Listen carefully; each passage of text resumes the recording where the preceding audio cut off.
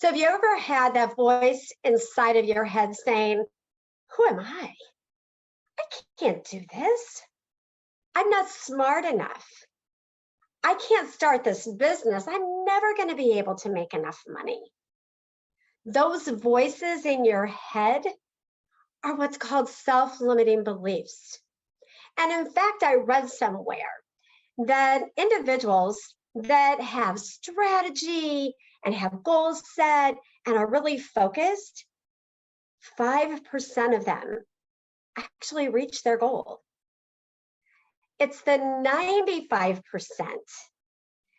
that have the reason they reach their goals is because of their mindset.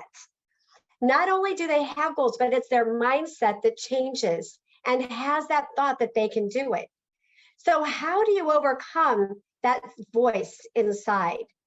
How do you overcome those self-limiting beliefs? Well, there's a couple of steps that we've used and that I've used myself that have helped me to overcome my self-limiting beliefs. Many of us have that imposter syndrome going on, right? And it doesn't feel very good. And you're thinking, I know this stuff. Why is that voice coming back? And thinking and saying that I can't do it. Well, the first thing to do is really to acknowledge that voice. Acknowledge it. Many times people will say, well, I just ignore it. You know what? You need to acknowledge it. Acknowledge that it's there, but then make a conscious decision to say, you know what? This isn't the way I believe anymore. This isn't the way that I think about myself. I know now that I can do it.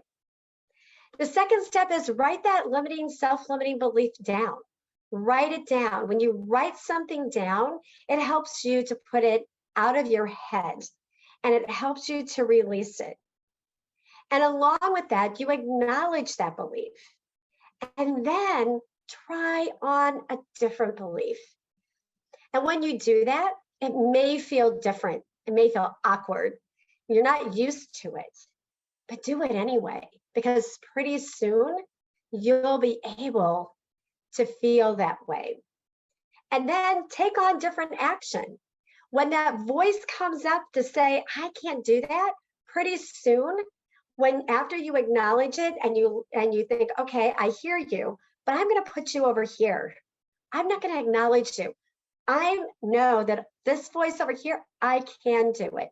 And pretty soon, that self-limiting belief voice will get dimmer and dimmer and dimmer. There's a great story that I once read that I just absolutely love. And it was an individual that went to a conference and they ran into this person that was actually, taking pictures. And so this individual went up and said, what is it that you do?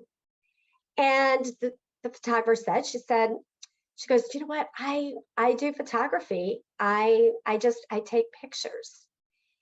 And so the person said, well, what do you do? Like, how do you transform that human, experience?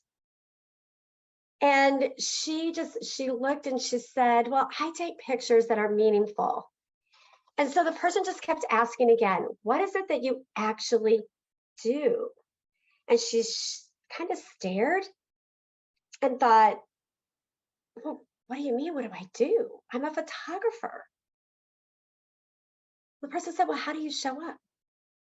And very quietly, she said, I take pictures of families. Well, right away, the other person says, it sounds like to me that you capture meaningful moments and you create memories that last a lifetime or longer. She finally got it. And the individual said, I explained to her about her craft and her photography, that what she does is that she was using it in that moment. She was using it to create an internal dialogue change. Do you see how she went from being a photographer to creating pictures and memories for families? So think about, how do you share what you do with the world? What is it that you do? And how can you change your mindset to be able to share with the world of what you do that brings joy to the stories that you can tell about yourself?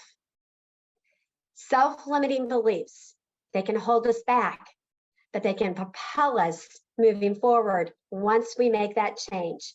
So you can be a part also, and I believe, of that 95% of reaching the goals that you have and reaching for what you want in life.